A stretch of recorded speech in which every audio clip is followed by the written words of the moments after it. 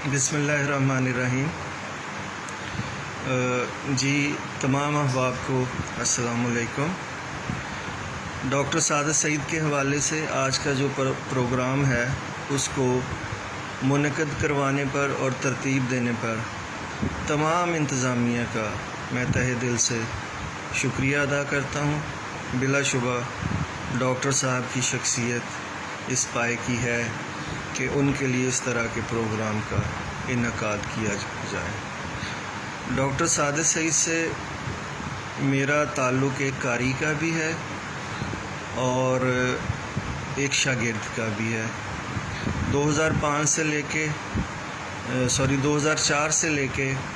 तकरीबन 2017 तक government college Lahore से मैं वाबस्ता रहा, MA से लेके PhD करने के तक। तो इस दौरान में डॉक्टर सादत सईद साहब बहैसियत उस्ताद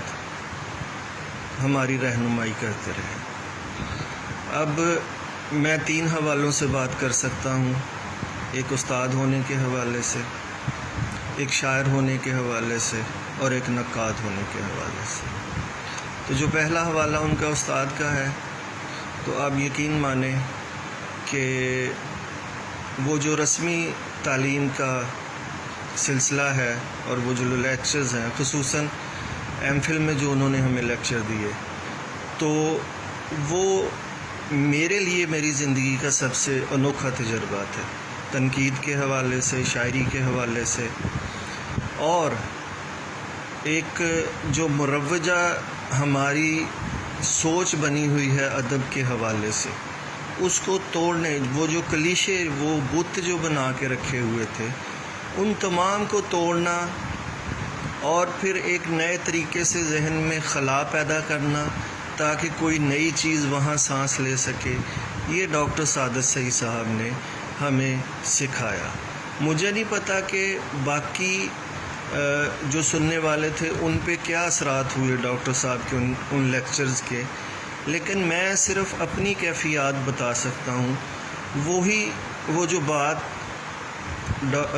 मिर्ज़ा गालिब ने कही थी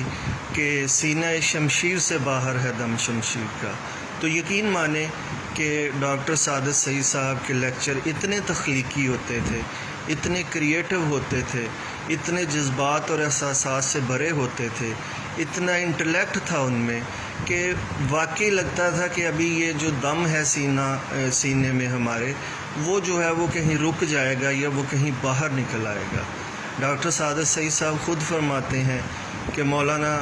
मोहम्मद हुसैन आज़ाद कहते हैं कि दिल जो है वो सीने से 12 हाथ बाहर आने को है। तो यही होता था कि जब हम डॉक्टर साहब को सुन रहे होते थे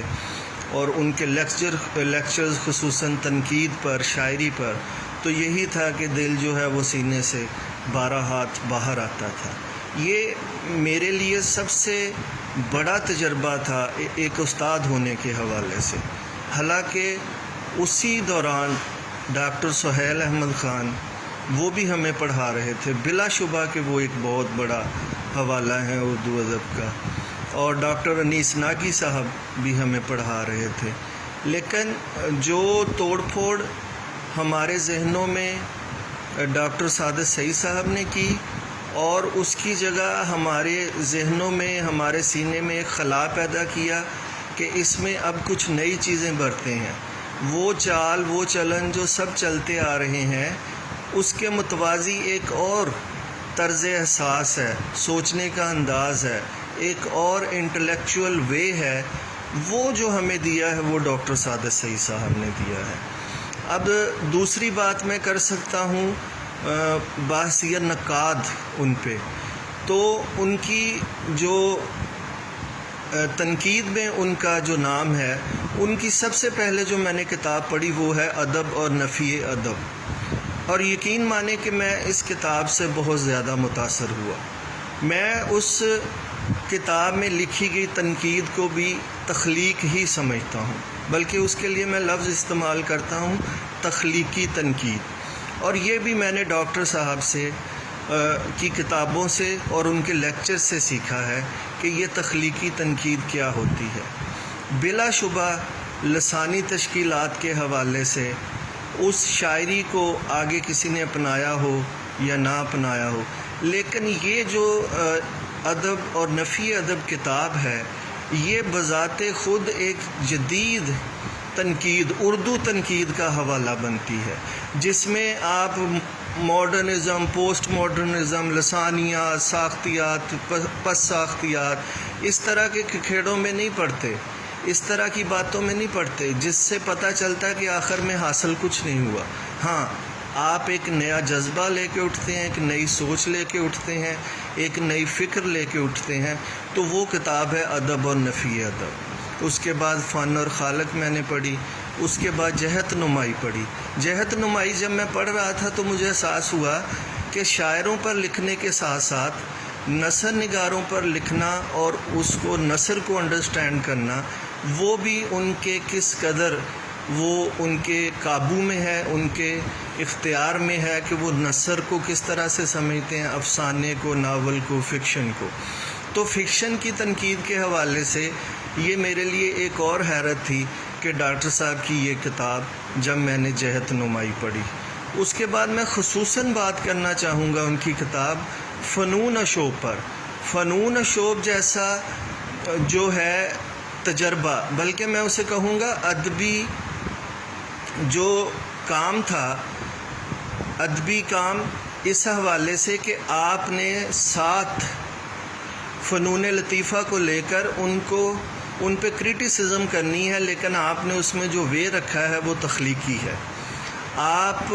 منظوم کر رہے ہیں، ایک نظم لکھ رہے ہیں، اور اس کے ساتھ ساتھ جو فنون کا شعب ہے وہ شاعری ہے، موسیقی ہے، رقص ہے، سنگ تراشی ہے، مصوری ہے، ان پر جو زوال آیا ہے، اس کو میں کہتا ہوں کہ یہ ایک بڑا تخلیقی اور تنقیدی منصوبہ تھا، جو ڈاکٹر سعادت سعید جیسے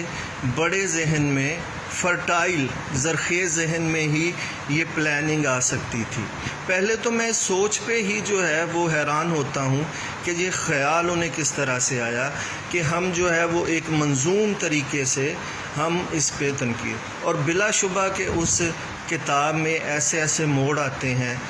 شاعری کی سطح پہ بھی، تنقید کی سطح پہ بھی، کہ جہاں پہ معلوم ہوتا ہے کہ ڈاکٹر صاحب کو ان تمام فنون کی جو روح ہے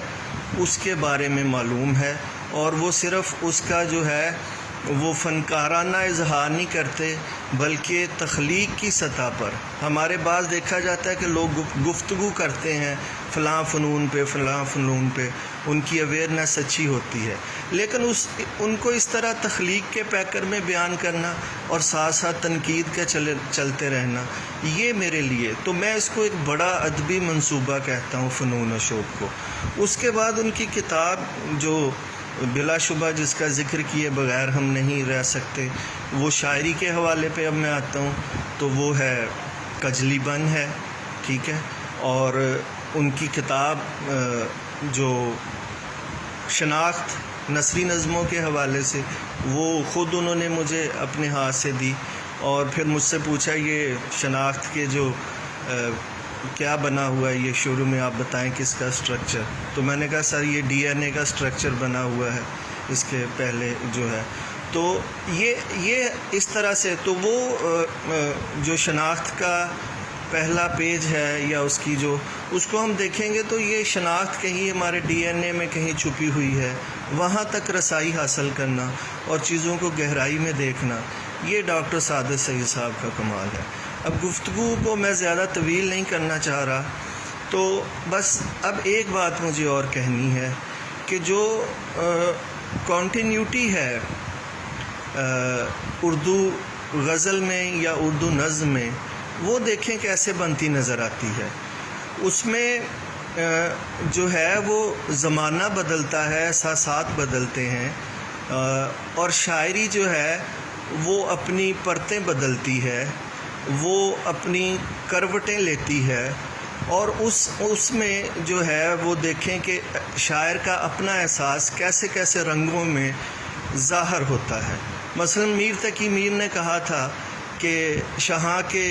کوہلے جواہر تھی خاک پا جن کی، انہی کی آنکھوں میں پھرتی سلائیاں دیکھیں۔ اگر یہ شعر میں غلط پڑھ گیا تو میں اس کے لیے معذرت خواہ ہوں۔ اصل بات میں شروع کرنا چاہتا تھا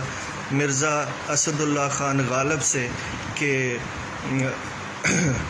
داغ فراق صحبت شب کی جلی ہوئی ایک شمع رہ گئی ہے سو وہ بھی خاموش ہے۔ اب اس کو دیکھیں کہ راشد صاحب نے جو ہے وہ کس انداز میں کہا کہ بساط ضیافت کی خاک استر سوختہ کے کنارے بہاؤ گے آنسو، بہائے ہیں ہم نے بھی آنسو، مگر پو پھٹے گی تو اپنی پلکوں سے کھودو گے اپنے مردوں کی قبریں۔ یہی احساس آگے چلتے چلتے مجید امجد کے ہاں کس طرح درون ذات کا مسئلہ بنتا ہے کہ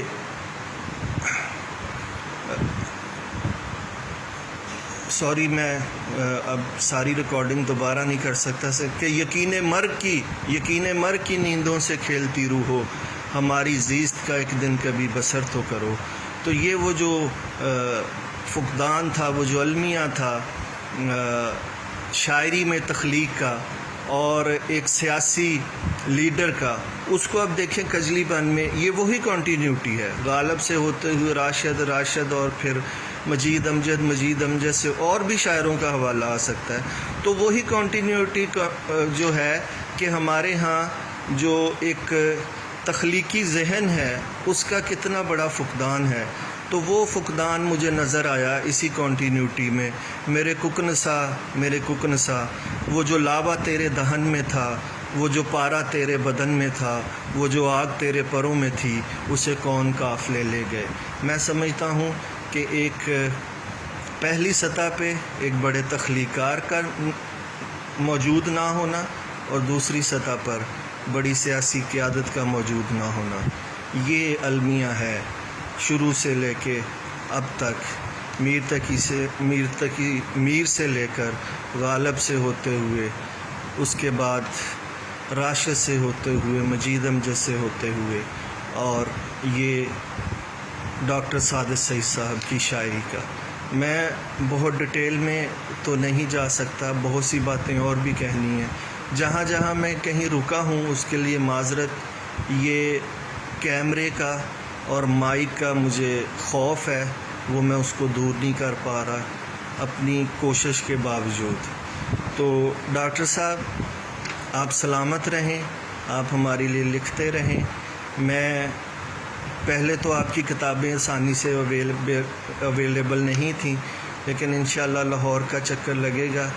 سنگ میل سے تمام کتابیں خرید کے، خصوصاً سب سے پہلے ایک مضمون فنون شو پر میں ضرور لکھنا چاہوں گا۔ آپ کا تمام احباب کا بہت شکریہ، بہت میں آپ کو مبارکباد دیتا ہوں، تمام انتظامیہ کو، کہ انہوں نے اس قدر اچھا ارینجمنٹ کیا، اور بلا شبہ ڈاکٹر سعادت سعید اس عصر کے جس میں ہم زندہ ہیں وہ ایک انٹلیکچول ہیں تنقید کے حوالے سے، شاعری کے حوالے سے، اور اوورآل ادب کے حوالے سے۔ آپ دوستوں کا بہت شکریہ۔ السلام علیکم، اللہ تعالیٰ آپ کو سلامت رکھے۔